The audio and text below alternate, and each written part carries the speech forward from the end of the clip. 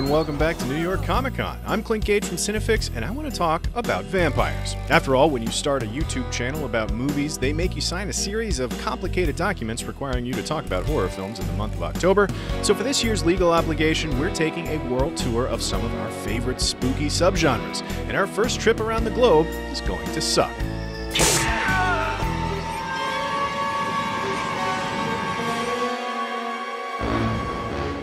What we've come to know about vampires as a fiction genre has of course evolved over the years, but there's really only one place to start when it comes to vampire movies: Transylvania, and Bram Stoker's turn-of-the-century gothic horror tale, Dracula. There's some debate about where Stoker's inspiration for Dracula came from. The smart money is on tales of Vlad the Impaler's reputation for cruel battlefield tactics, but it's also just as likely Dracula is based on the monstrous horror stories of the famine years in Ireland that Stoker grew up hearing. The point is, while vampires are decidedly not real, the inspiration for their stories can be, which makes this branch of the undead very flexible.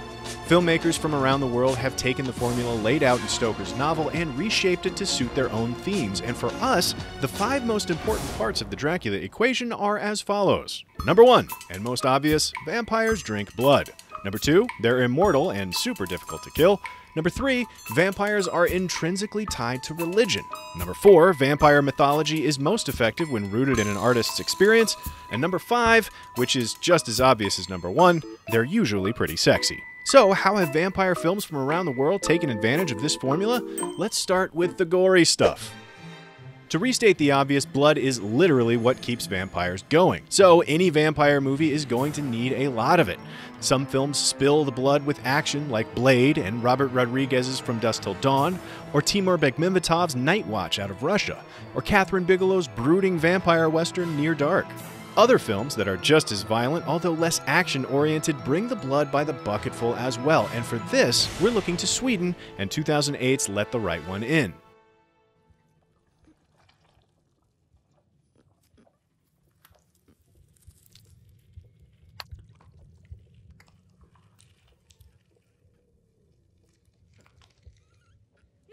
When a quiet, bullied Oscar meets his new neighbor, he not only discovers a kindred spirit, but slowly realizes Ellie is something more than meets the eye. Even Ellie not being formally invited into Oscar's home ends covered in blood. The blood and the violence throughout the film is ultimately a result of loneliness. The rage felt by Oscar and the isolation felt by Ellie are the true catalysts of the story.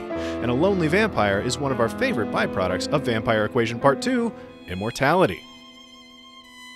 If there's an upside to being a vampire, it's the whole not dying thing. There is, of course, the very compelling argument that immortality is just another downside of being a bloodsucker. This is the spot for films like Neil Jordan's gorgeous 1994 Interview with the Vampire and his equally moody Byzantium. Coppola's sweeping gothic Bram Stoker's Dracula, Guillermo del Toro's first feature from Mexico, Cronos, where the pursuit of immortality drives the plot, the themes, and the main character's thirst for blood. The most recent Dracula to come out of the UK and onto Netflix added a new layer to the battle, but for our favorite example of the downside of immortality, we're going to the lonely streets of Iran to a place called Bad Town, and a girl walks home alone at night.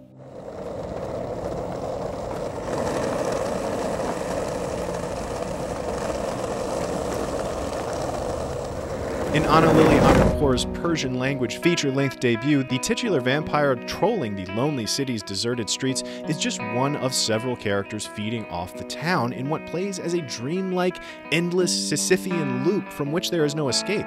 The film starts from a place of danger and loneliness and lets that feeling permeate through everything else. The end result is a David Lynch-like mix of just about everything, from spaghetti western influences to rockabilly to the idea of escaping dire circumstances. The film is a prime example of vampire mythology being mapped onto anything relevant to a filmmaker's own experience, which brings us to point number 3. Vampires have always been used to explore folklore from around the globe, including, as we mentioned, Bram Stoker's Dracula. In the 70s, Bill Gunn's avant-garde horror classic Ganja and Hess is a mashup of vampire mythology and Afrocentric folklore. And Werner Herzog's remake of the silent film classic Nosferatu is an indictment of the ruling class's dismissal of the old tales vampires are based on in the first place. But it works on a smaller, more personal scale as well. Joel Schumacher's 80s punk take on vampires, The Lost Boys, uses the monsters to show how hard it is for a kid to move to a new town and come into your own, a rite of passage every culture mythologizes. And Netflix's recent Vampires vs. the Bronx takes on the gentrification of a beloved neighborhood in a way not unlike Herzog and Murnau before him. But some of the wildest and honestly most fun folklore-based vampire movies exploded out of Hong Kong in the 80s, with Mr. Vampire leading the way.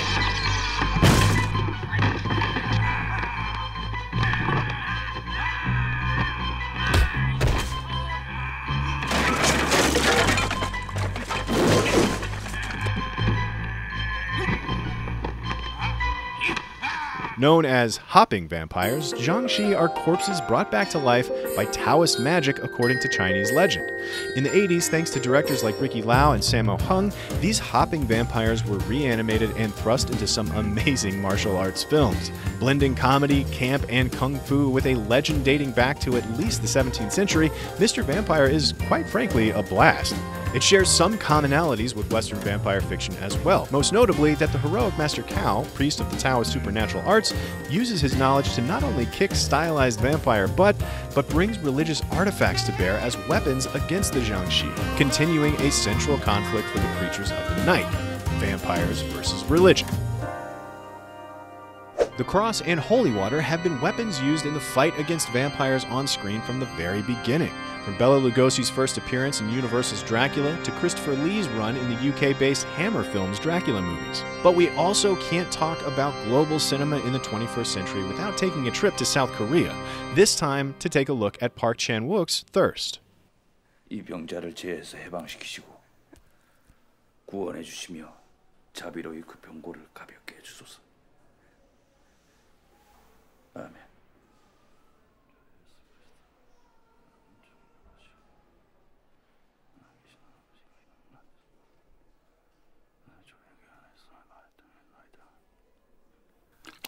Thirst is the story of a priest leading a devout but mundane life until he unwittingly becomes a vampire thanks to a blood transfusion. His faith led him to volunteer for the experiment, his faith racks him with guilt as he comes to terms with his transformation, and in spite of everything he does along the way, and this movie goes to some strange places in its 2.5-hour runtime, he still believes in the end. Park Chan-wook's entire skill set is on display as the film manages to be shocking, darkly hilarious, and of course, our fifth favorite pillar of vampires on film, pretty damn sexy. If you'll allow me a dad joke, you might say Count Dracula was the original thirst trap. The charm and charisma of the vampire is maybe the most consistent thing through the years. The vampire's very essence is that of a penetrating, fluid-draining monster. It's a psychosexual projection going all the way back to the start. Even when the vampire is portrayed as a gross-looking monster in Nosferatu, there is a love story buried in the film's heart.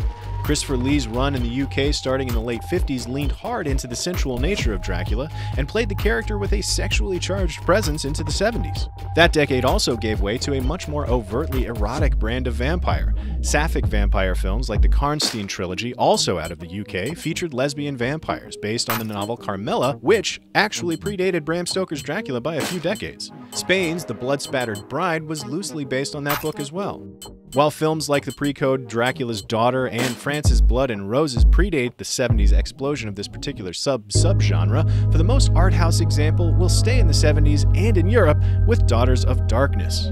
Let the dead bury the dead. It's difficult to forget. Ah, you will. After a while, it'll only be the remembrance of a bad dream, and then the remains of a remembrance, more and more faint in your mind.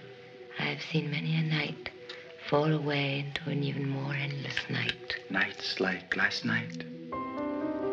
An English-language Belgian film, Daughters of Darkness plays like a slow-burn nightmare for much of its runtime. A young newlywed couple crosses paths with a mysterious Hungarian countess, but the film is as much a precursor to erotic thrillers like Fatal Attraction or Basic Instinct as it is more recent vampire films. Delphine Seyreg's countess seductively manipulates every scene, every line she delivers to stage a battle of wills, draining the love and empathy from her victims instead of violently relieving them of their blood. More abstract than other overtly sexual takes on vampires, Daughters of Darkness goes gothically decadent and never looks back.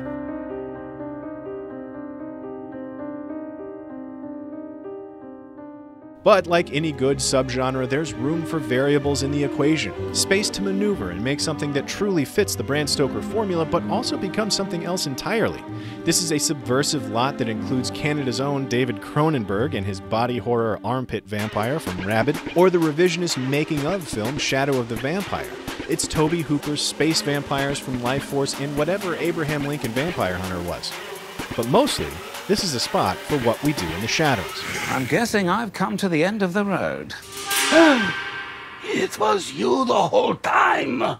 Prepare for your punishment, Cravensworth. It will not be swift. Not without a fight, me old fruit. Oh my God, they're vampires!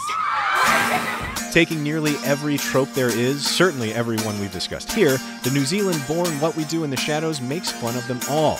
Violent and oblivious, self-obsessed and sex-obsessed, the immortal vampires in both the film and TV versions take their boredom seriously, but to hilarious effect. It's the perfect marriage of Interview with the Vampire's breadth of character and This Is Spinal Tap's mockumentary idiocy.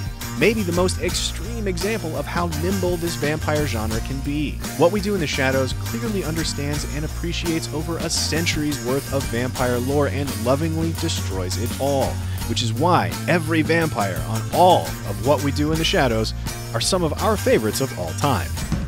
Thanks again to New York Comic Con for letting us talk vampires, and be sure to let us know what your favorite vampires are from around the world. Which ones did we miss? And as always, subscribe to CineFix for more horrifying trips around the world all month long.